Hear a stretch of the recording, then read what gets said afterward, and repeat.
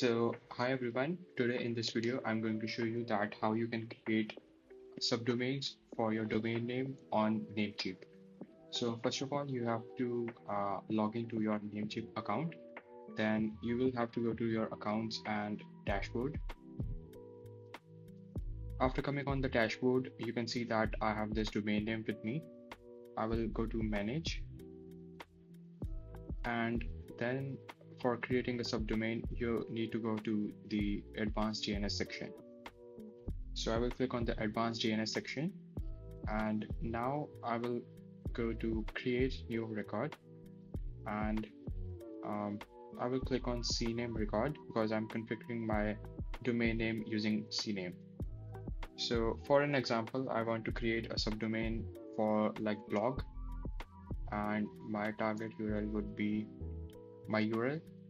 So it would be blog.pulkitgarg.me, and I will click on the screen icon.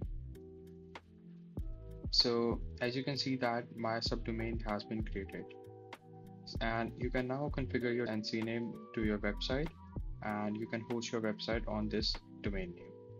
Thank you guys for watching this video.